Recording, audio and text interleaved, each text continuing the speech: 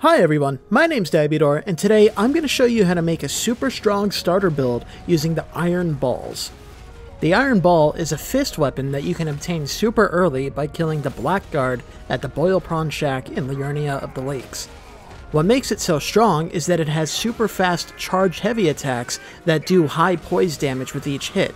So not only is it fast and easy to use, but you'll also be a stance-breaking monster, and with a few buffs, you can do insane damage with it. So today, I'm going to show you how to get this weapon and how to set up this build so that you can smash your way through the early game.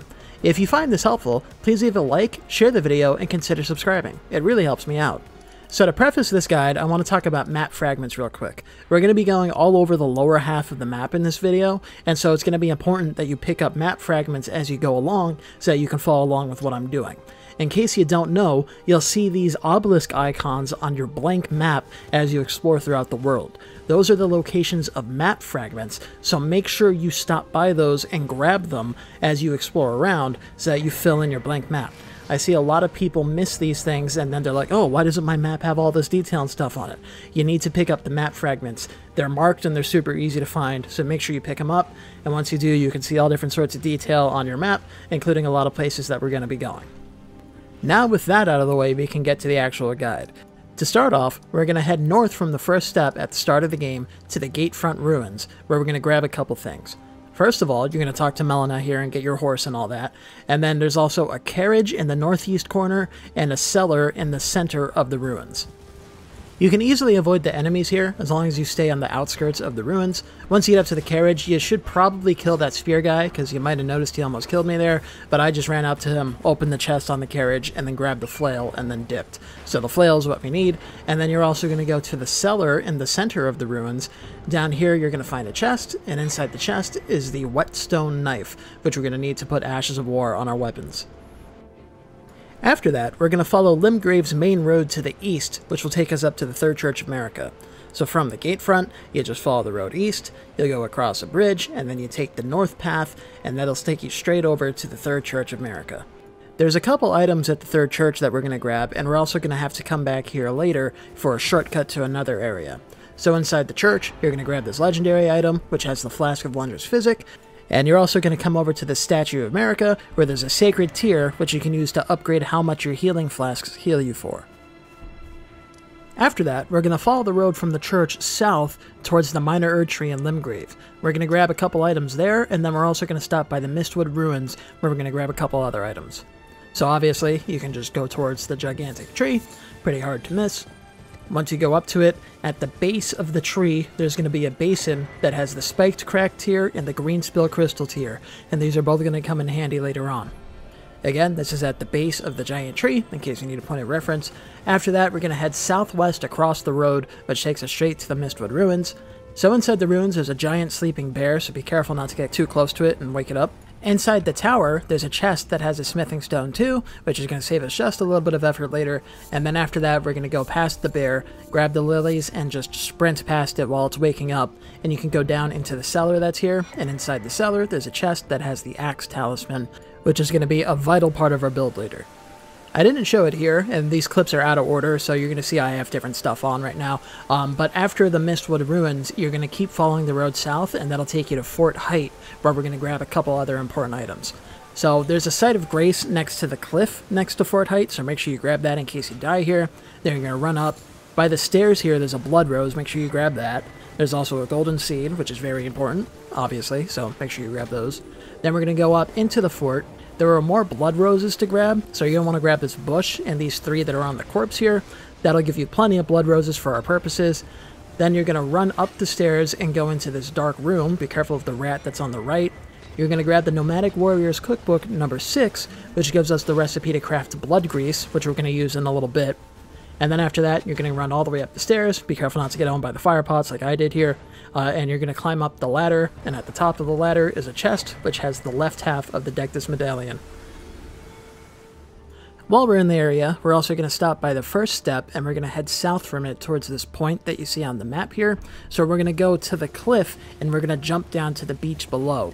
So if you run over there, you'll see that there are these spirit springs here when you look down. There are 2 Spirit Springs, and they have a really wide hitbox, so you can just jump off the cliff, and the Spirit Spring will prevent you from taking fall damage, so don't worry about it.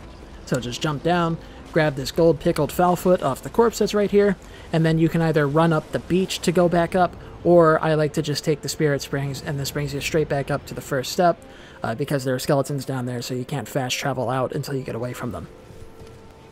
And also, in case you don't have it, we're going to stop over by the Church of Elleh. Not only is there a smithing stone here, which again is going to save us just a little bit of effort later, but if you talk to Kale, he will sell you the crafting kit for 300 runes. So at this point, you probably have some runes. You can either sell some golden runes, or you can go kill a couple enemies, whatever. It's only 300 runes. Buy the crafting kit, because we're going to need it to craft blood grease in a little bit. We're done with Limgrave for now, so now we're going to head up to the Stormhill Shack, which you can get to by following the road west from the Gatefront ruins. And then from the Stormhill Shack, we're going to follow the road north to the Broken Bridge. At the end of the Broken Bridge, you can jump down onto this cliff here, and you can follow it to go around Stormvale Castle and use that as a shortcut to get to Liurnia.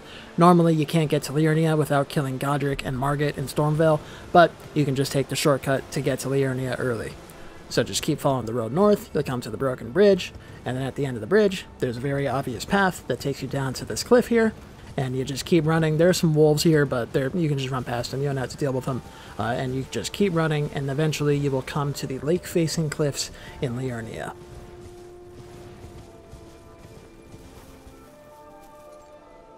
From here, we're going to follow the road west down to the lake level. So you won't have the map at this point, but you can see it from where we are here at the lake-facing cliffs. So it's going to be right about here next to the lake. You'll see the map marker, so you can just put a waypoint on that and then follow the road down straight to it. So what we're going to do is go west down the road here. That'll take you down the cliff and straight to the lake. Grab the map, and then you're going to follow the sunken road northwest. Before you go down to the lake, there's something I didn't show here. You see this church on the left? That's called the Church of Irith. There's a sacred tear in there, so make sure you grab that. Don't forget to grab that. So here I am at the end of the road. There's a Site of Grace and a merchant there if you want to grab those. And then you just keep following the blue lights on the sunken road. That'll take you to the map. You can grab it from behind the pillar there so that the Wraith colors can't hit you because they can stun lock you on the horse. And then once you have the map, you just keep heading northwest, and that'll take you to the Site of Grace at the Laskyar ruins. On your map, you'll see the seam here. That's like the border of the map that you just picked up and the area that you don't have the map for yet. So you can use that as a point of reference to find this little island here, because you can see part of it on this half of the map. So we're going to go to that island, and directly to the east of it, there's a gazebo, which has an NPC that we need to talk to before we get the iron balls. So again, you're just going to follow the road pretty much straight north. It's really obvious because it's lit up with these blue lights. That'll take you straight to this gazebo. You'll meet Raya and talk to her. She'll tell you that a thug stole a necklace from her, and she wants us to get it back. Incidentally, the guy that stole the necklace is also the guy that has the iron ball. Before we go to him, we're going to head west to that island we marked, because there's a Site of Grace here, and it also gives us a clear view of where we need to go. So this is called Scenic Isle, and directly to the northwest of the Scenic Isle is the shack that has the guy we need to kill. So you see it off in the distance over there. If it's less foggy, you can see it better, but I'm sure you can make it out right there. So you just drop off the island, and it's a straight shot over to the shack. The shack is called the Boilprawn Shack. Grab the Site of Grace here. Before we interact with this guy, we're going to go grab another item real quick. So this one is really close by. It's directly to the southwest of the shack. You won't be able to see it on your map yet, but it's just literally straight southwest from the shack. So just look at your compass, put it in between south and west, and then walk forward, and you'll come to this island over here. There's a couple Albinarics, so be careful of them. And on the island is a basin that has the Dexterity-Knot Crystal Tear, which you're going to need in about 5 seconds. So go back to the Boilprawn Shack. In your Wondrous Physick, put in the Dexterity-Knot Crystal Tear, which increases your dex by 10 for 3 minutes, and put in the Greenspill Crystal Tear, which boosts your max stamina by like 10% or something for 3 minutes. So we're going to use the Dex tier so that we can wield the Flail, because you can see it has an 18 dexterity requirement. I haven't leveled up at all yet, and if you're following this video, then you should be in the early game too, and maybe you don't have the dex or whatever.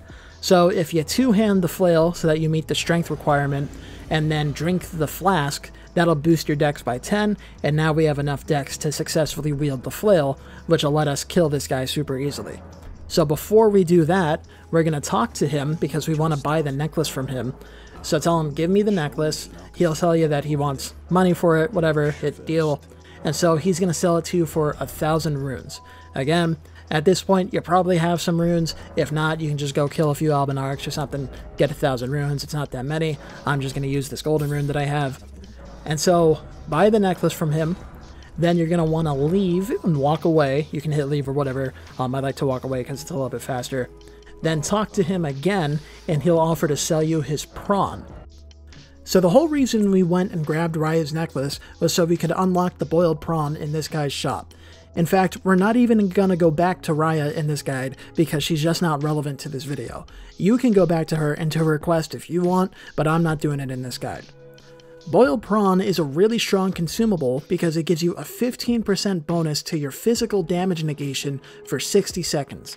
This stacks with your armor and also some other buffs we're going to be using, so you definitely want to unlock the prawn in his shop before you kill him.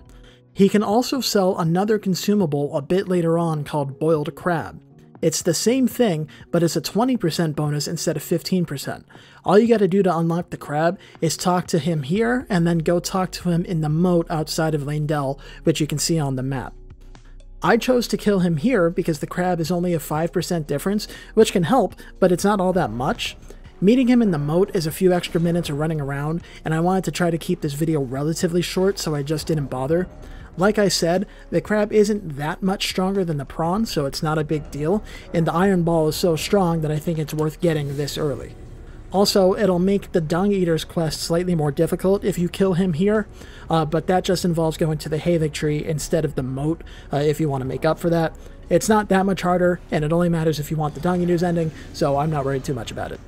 Anyway, so once you've unlocked the prawn, drink your Wondrous Physick so that you have the dexterity for the flail.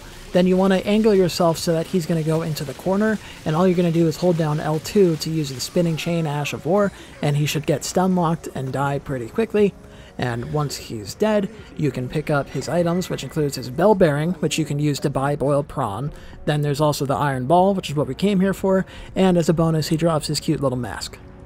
Now, like I said, if you want to do Raya's quest, don't forget to go back to her at the gazebo and bring the necklace back to her, but I'm not going to do that in this guide right now because it's just not relevant to what we're doing here. So the iron ball requires 11 strength and 8 dex to wield. The class that starts with the lowest dex is the hero, I think, at 9, so you don't have to worry about the dex. But for the strength, you can't two-hand it for the strength bonus because it's a paired weapon, so we need to go boost our strength a little bit before we can use it. So we're going to go over to the Third Church of Marika, and behind it, in the pond, there's a bush that has a teleporter in it, and that'll take us to the Bestial Sanctum over in the Dragon Barrow. So find the teleporter in the bushes, and that'll take you straight here to the Bestial Sanctum. You can go through this door. It's not locked, so you can open it and go inside, and there's a Site of Grace and an NPC to talk to, but that's not relevant to this guide, so I didn't do it. So we're going to head south from the Sanctum towards the Minor Erd Tree over there, and as you can see, there's a road and a giant bridge that leads straight to it, so we're just going towards that. Make sure you grab the golden seed along the way, and be careful not to get owned by the vulgar militia that are here. Once you get to the bridge, there's a Site of Grace. Make sure you grab it because there's a dragon on the bridge, and if you die, then you want to respawn at the Grace here. So wait till the dragon turns around, and once it sees you and does its roar, you can just run straight past it, and as long as you keep running, it won't be able to catch up to you, so don't even worry about it. So run past the dragon, you're going to come to the tree, and we're going to go around behind the tree because we want to get to that fort on the cliff up there. So behind the tree, there's a spirit spring that takes you straight up on top of the cliff, and then you can just run up to the fort. This place is called Fort Far Off. You won't have the map of the area, but we're going in a straight line, so you shouldn't really need it. The Dragon Barrow is actually scaled to endgame level, and this place is filled with bats that'll probably one-shot you, so be careful of them, but if you're quick, then you can just sprint past all of them straight over to this ladder, and once you get on the ladder, they can't follow you up. So climb up the ladder, and that'll take you to this chest that has the right half of the Dectus medallion. And then while we're up here, we're also going to go to that hole you see over there, which has the ladder in it. So we're going to go to that hole and drop down into it. There's a bunch of spirit soldiers that'll spawn up here, but you can just run past them. There's a rat here on your left, so be careful of him. Grab this golden rune, and then turn around, and you'll see this hidden attic that you can jump to. There's 2 more rats here, so be careful of them. Drop down into this hole here, And then behind you, you'll see that there's the Radagon Soreseal, which is a talisman that we're going to use. So I tried crouching down here. If you crouch and lose their aggro for a second, then you can open the map and fast travel to the Grace, and you don't have to die here. But they didn't lose aggro, so I died. But it's not a big deal. We're about to get 100,000 runes anyway. But anyway, so now we have Radagon Soreseal. You can equip that to increase your Vigor, Endurance, Strength, and Dexterity by 5 points each. And so this will make sure that you have the stats required to wield the Iron Ball.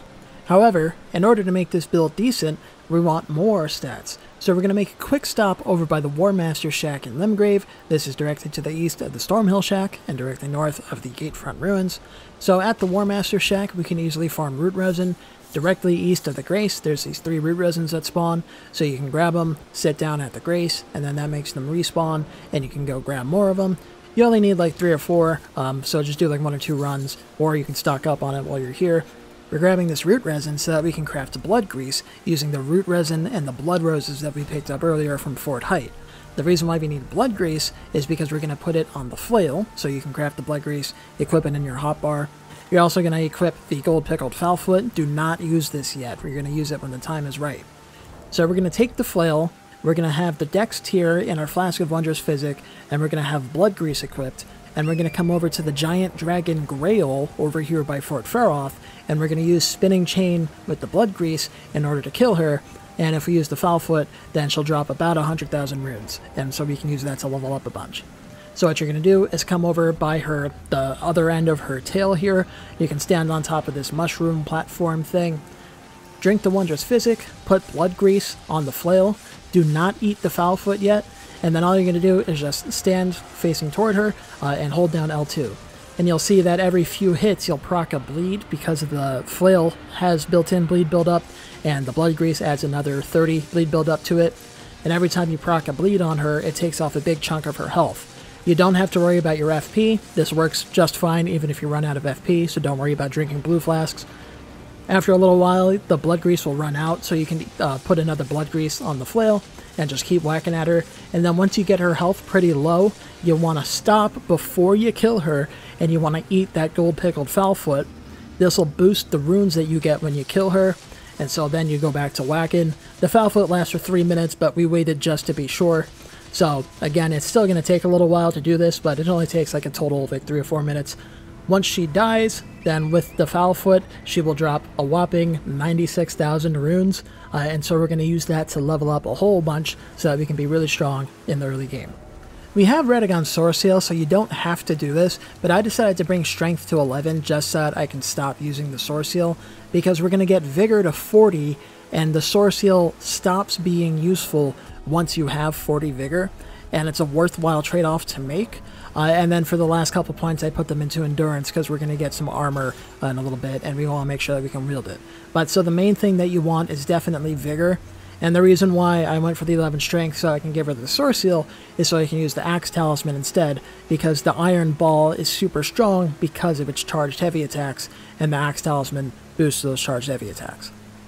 While we're in Caelid, we're going to go get an Ash of War to put on the Iron Ball. Braggart's War is good, but this Ash of War is going to be better.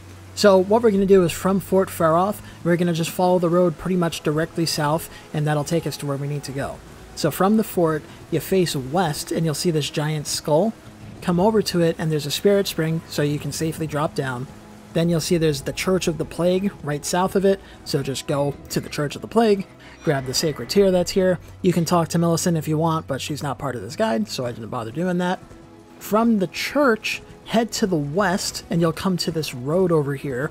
Now, I came over to this tree because I was considering jumping down on the rooftops, but I realized there's a better way. So instead of jumping down, what you're going to do is keep following this high road to the south. It'll take you past a bunch of bats. You can just run past them all. If you kill them, they drop golden runes, which will come in handy in a little bit, but I just ran past them. You'll come to this troll and another giant skull that's covered in mushrooms. So you can use the mushrooms to safely drop down to the low road, and then this will take you into main Caelid, and we're going to keep following the road south, like I said. So there's a couple items here you can pick up, including a couple golden runes. Make sure you grab those. But you'll come to this route over here that's like arched over the road. So keep an eye out for this, and you saw that explosion. The troll throws giant pots, so be careful of that. But once you come past this arch, make a right, and you'll see there's a Site of Grace right here. This is called, I think, Southern Liurnia Swamp Bank. Yeah. So grab this Site of Grace, and if you look at your map, I just want to show, so this is the path we came from. We went west to Fort Faroth to the Skull. We dropped down, headed south toward the church. From the church, we went to the west to this high road that's here, and we followed that all the way to the south, and then we just dropped down onto the main road that goes through Caelid, and now we're at this Site of Grace here. And so you'll see that there's this triangle intersection here. If you look on your map, you'll see that's where the local map fragment is, and there's also a merchant here, so come grab the map.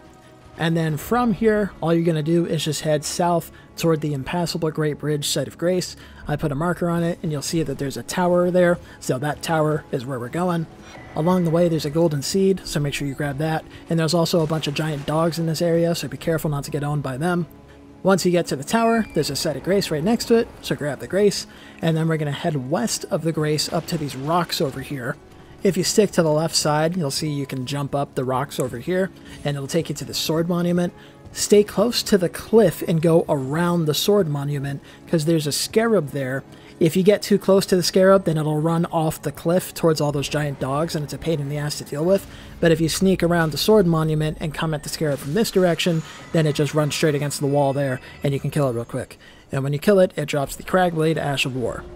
So we're going to put Cragblade on the Iron Ball. It'll give you the option to use the heavy affinity, but I recommend you choose standard. You can change this at any time by just selecting the Iron Ball and changing it.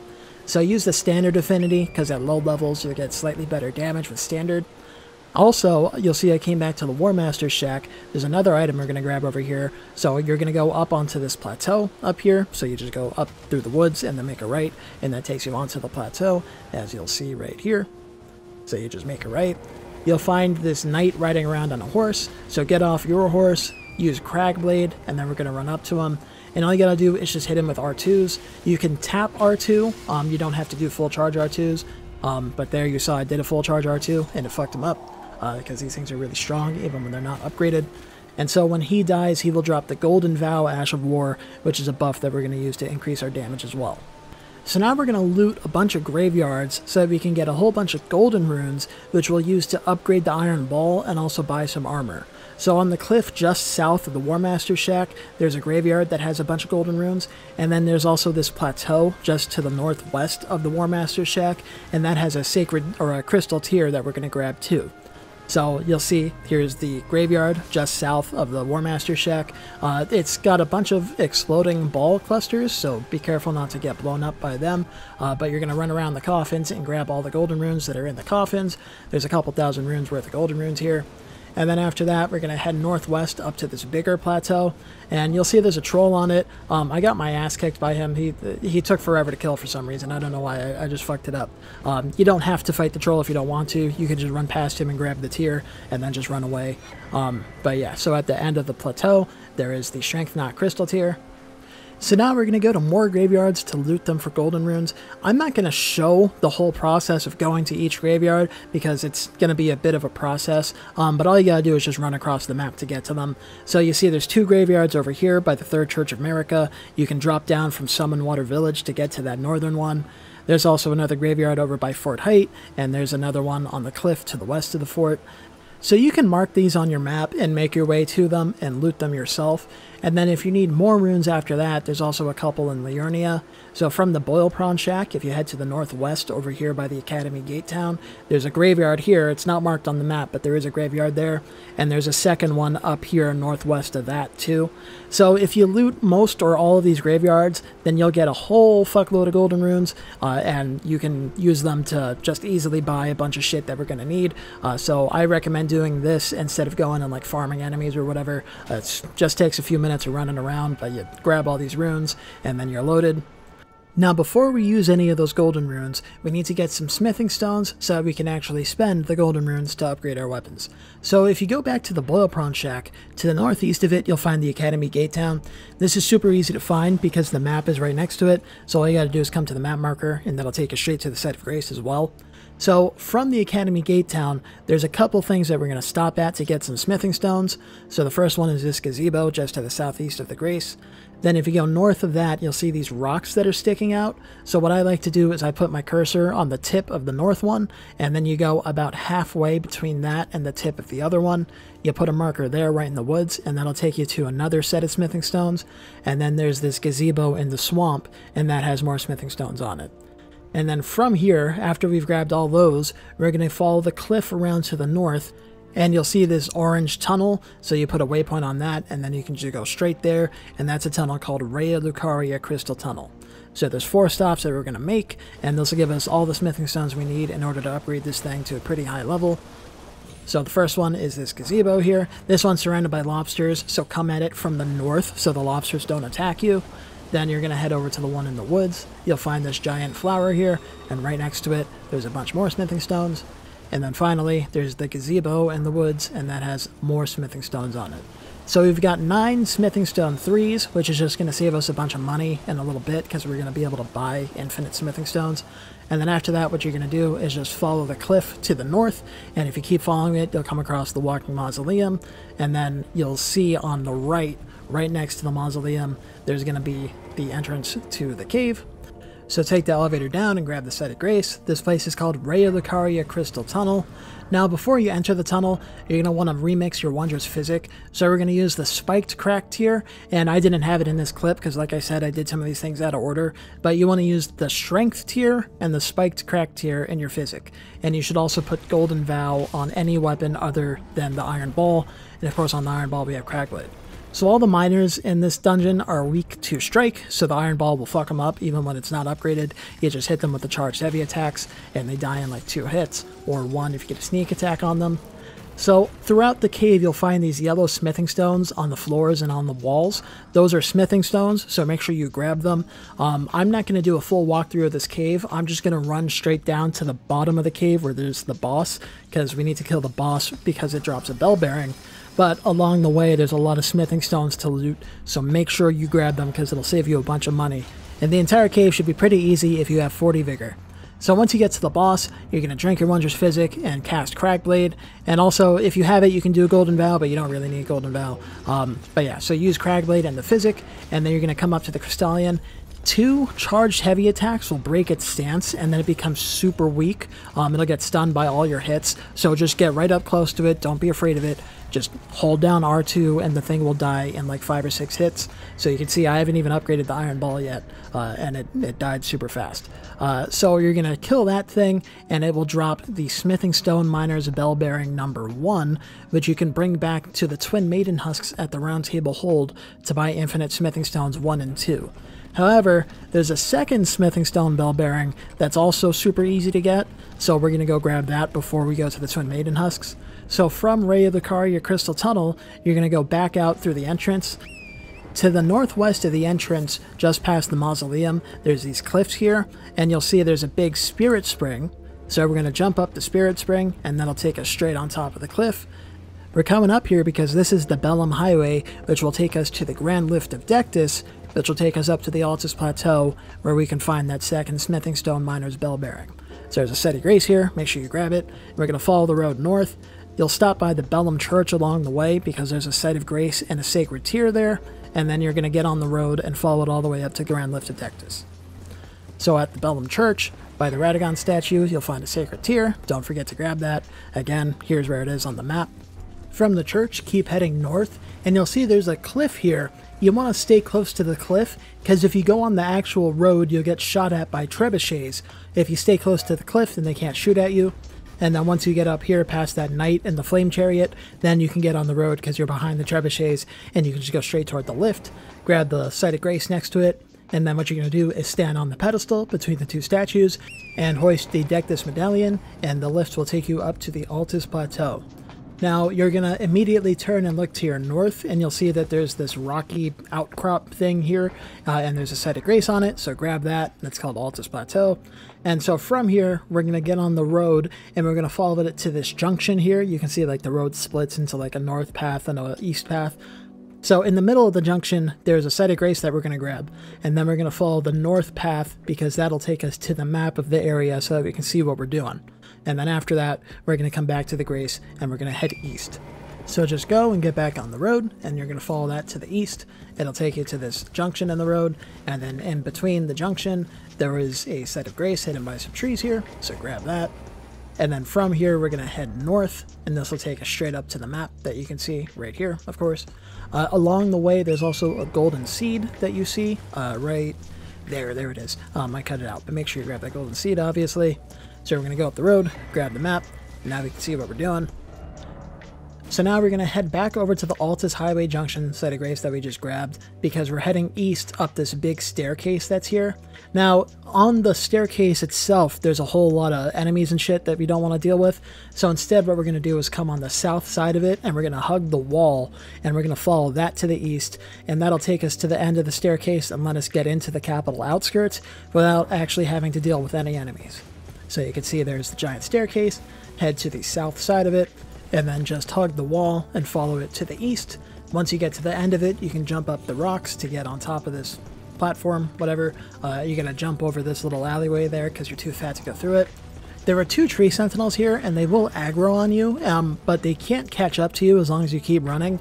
And once you get over to this grace, they can't actually follow you all the way over here. It's outside of their radius where they're allowed to be, so you can just run past them, grab the grace, and then you're safe. Next to the grace, there's 2 golden seeds and the map fragment, so make sure you grab those. And then what we're going to do is we're going to head to the east here. We're going to take this land bridge down into the moat, and that takes us to the sealed tunnel, where we're going to grab that second smithing stone miner's bell bearing. So from the site of grace, just head directly to the east. It's a short run. Follow the bridge thing down into the moat, and then go past all the land squirts, and that'll take you straight over to the sealed tunnel. For the sake of this guide, we're not actually going to explore much of the sealed tunnel. You can if you want, and I recommend that you do, but for the sake of keeping this short, I'm not going to. So there are a bunch of illusory walls, keep an eye out for them. We're going to go through this first one. You'll see that the miners here, they're stronger than the ones that were in Raya Lucaria Crystal Tunnel, but they're still weak to strike, so the balls will fuck them up real quick. So go past that guy, you'll jump over those boxes that were there, kill the vulgar militia that's on your left so he doesn't kill you, and then on your right, you'll see this chest that has a smithing stone miner's bell bearing number 2. So with that, we can buy infinite smithing stones 3 and 4. Now in the sealed tunnel, there are smithing stone 5s, and you'll see even the enemies can drop them. I got lucky with that drop there. So there are smithing stone 5s you can pick up in this tunnel. So with the smithing stones 1, 2, 3, and 4 that we can buy from the bell bearings, we can upgrade the iron ball to plus 12. Oh, and by the way, if you haven't killed the boss, then you have to go back out the entrance of the tunnel in order to be able to fast travel away, because you can't fast travel while the boss is alive. But anyway, so we're going to go to the round table hold, and we're going to turn in all these bell bearings. So we've got smithing stone miner's bell bearing number 1 and 2, and we can also give them the Blackguard's bell bearing. So if you go to Bell Bearing Shop 2, then you'll be able to access the Blackguard's bell bearing, and here you can buy your Boiled Prawn. It sells an infinite amount of it, so you can stock up on this as much as you want, and I recommend you do, because it's really useful. And also, if we had progressed him enough to get the Boiled Crab, then that would be there too, but we didn't. And then if you go to purchase, you'll see that the Twin Maiden Husks now sell infinite smithing stones 1, 2, 3, and 4. So we need a total of 12 each of smithing stones 1, 2, 3, and 4 in order to get the iron ball up to plus 12. So you see I'm buying them, and you saw the number held. That's how you can see how many you have. So you need 12 of each. I ran out of runes, so I started using some golden runes so I can buy more.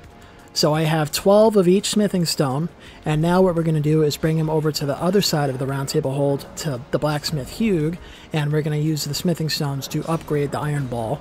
I had plenty of smithing stones, but I ran out of runes, so that's why we grabbed the golden runes earlier from all those graveyards. You can sell them to Hugh, and you should get around 20,000 runes, so you can use those to finish upgrading the iron ball. Since I had gotten lucky with that drop from that miner, I had 2 smithing stone 5s, and so I was able to bring it up to plus 13.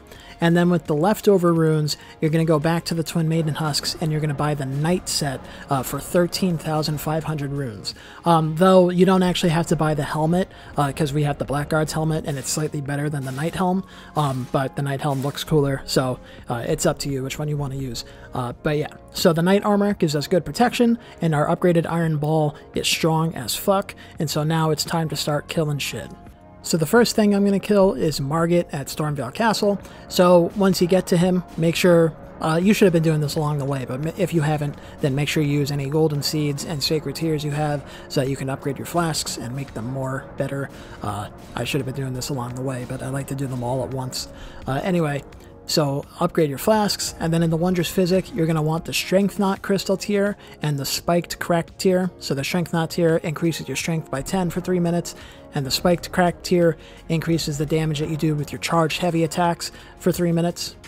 On the Iron Ball, we're going to use Cragblade with the heavy affinity. That'll give us the best damage once we drink that Physick to get the plus 10 strength. And then you're also going to take any other weapon and put the Golden Vow Ash of War on it. And so our loadout is that we have the Iron Ball with Cragblade on it. We've got any weapon with Golden Vow. In my case, it's the club, but you can put it on any weapon you want. For our armor, we've got the Knight set, and then if you want, you can use the Blackguard's helm. It provides slightly better protection, but if you ask me, it's way uglier, but I went with it for the protection. And then finally, for our Talisman, we have the Axe Talisman to increase the damage of our charged heavy attacks, and we've got Boiled Prawn to increase our physical damage negation.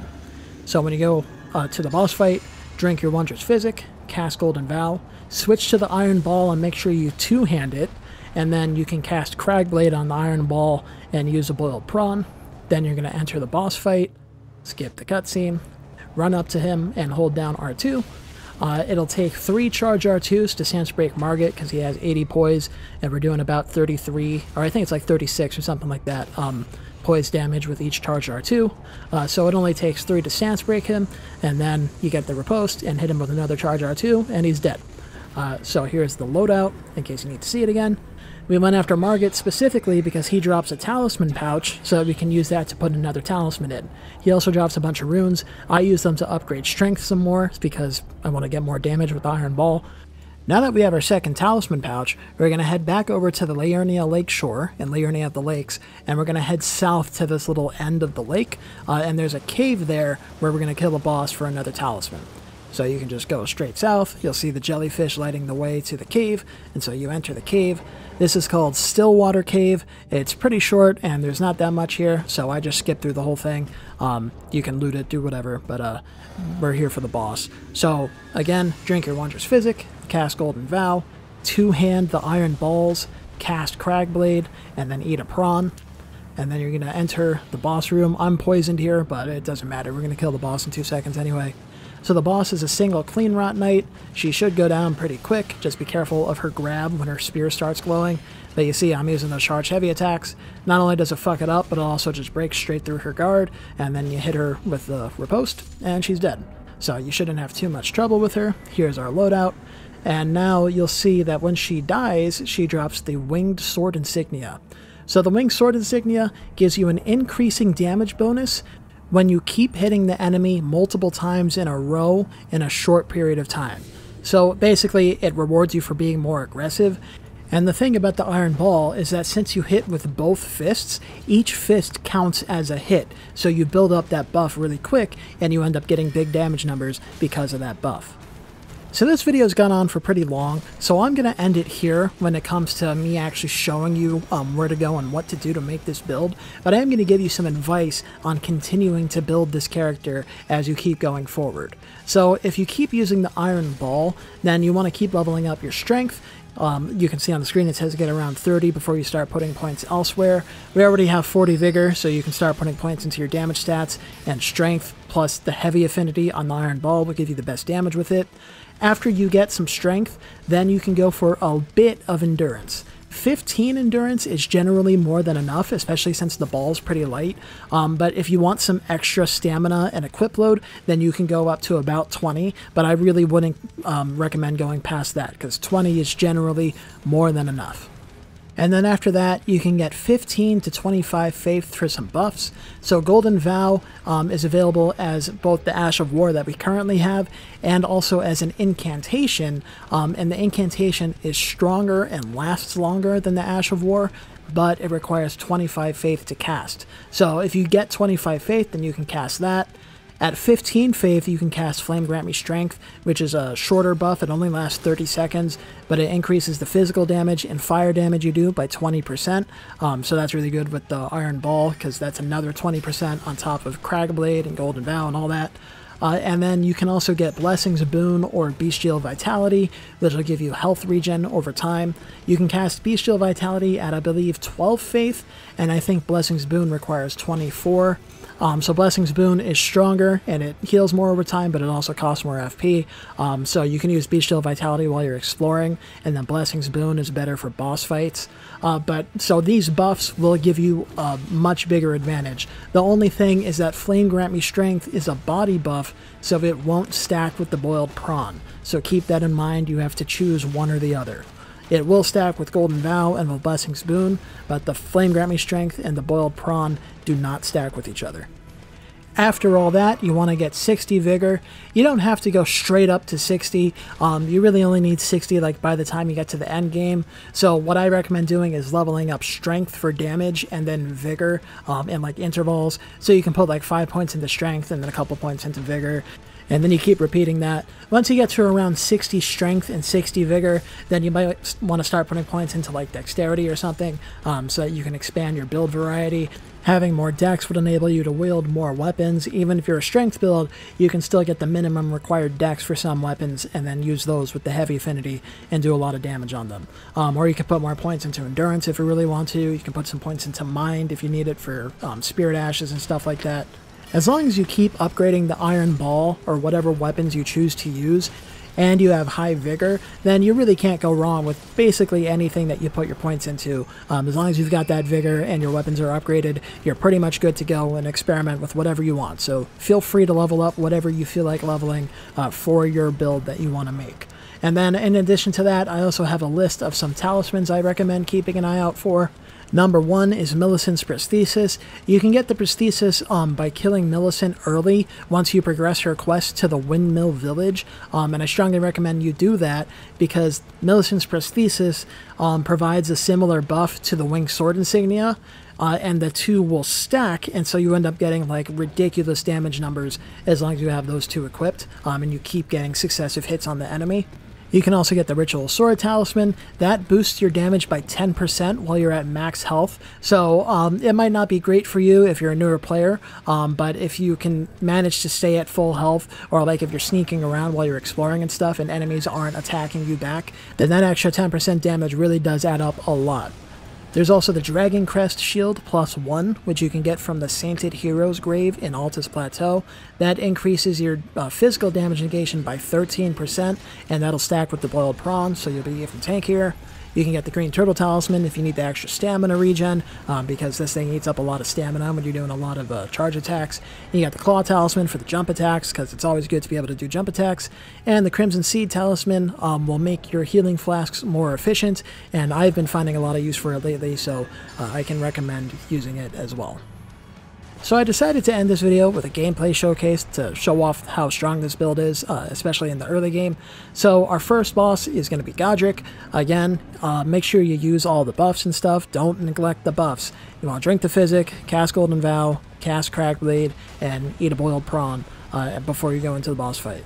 So I did all that, and then you run up to Godric, and you see my Charge R2s are just shredding him, because we're stacking the damage from the Axe Talisman and the Spike Crack tier, increasing the damage of the Charge R2s. There's Golden Vow and Cragblade, which increases our physical damage, and then we've got Winged Sword Insignia, which gives us a buff every time we hit him, up to, I think it's like 13% or 15%, something like that.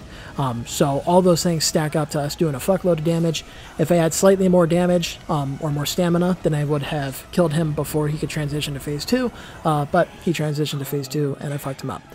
So yeah, you're not using your R1s or anything, you just want to keep using the charged heavy attacks. And also, I decided to spend the runes I got from Godric on Boiled Prawn. Make sure you stay stocked up on that stuff. It is worth doing because it gives you 15% damage negation and makes you a lot stronger, a lot tankier so that you don't die. So up next, I decided to go to Rennala, and before Rennala, there is the Red Wolf of Radagon. So again, cast all the buffs. Here, I fucked up this dodge a little bit. I was mad about that. But anyway, so you hit him with the Charge R2s, and you see he's squishy. So his thing is that he's super mobile, but he you know, he has like no health. So 2 or 3 hits and he's already basically dead. And then here's the third one, and boom, that's it. You saw I did do a running R2 there to try to catch him, but again, your bread and butter is going to be the charged heavy attacks. After the Red Wolf, there's Moongrum. So I wanted to show him because a lot of people have trouble with him, including myself, as you're going to see here. So he can parry you, and that's the main thing that makes him dangerous.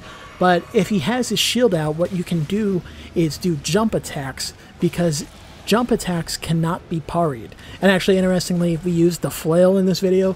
Flails also cannot be parried. So if you upgrade that, then that's also a good choice to use against him. But I'm just using the jumping heavy attacks on the Iron Ball here, because it's what I have. And it's working out pretty well. Just keep an eye on your health. You see here, he switched off of his shield to his staff, so now he can't parry me because he doesn't have the shield out, and so I went after him with the R1s because those hit multiple times in a row and make it more likely to catch him if he rolls. So I fucked him up there. But again, your bread and butter is always going to be the charged heavy attacks. Up next is Rennala. So her phase 1 is always boring as hell. You just gotta beat up these children and then attack her when she falls down. I kind of suffered from success a little bit here, because you're gonna notice when I hit the kids, I hit them with a tap R2 instead of a charge R2 to try to keep them alive. Also, I could have killed Rennala here. I didn't think I had as much time as I did. But anyway, so you'll see when I hit the kids with the tap R2, they die. And when they die, that makes them respawn somewhere else. And so sometimes you end up having to run into like the back area. So try not to kill the children if you can. As much as I hate to say that, try not to kill the children.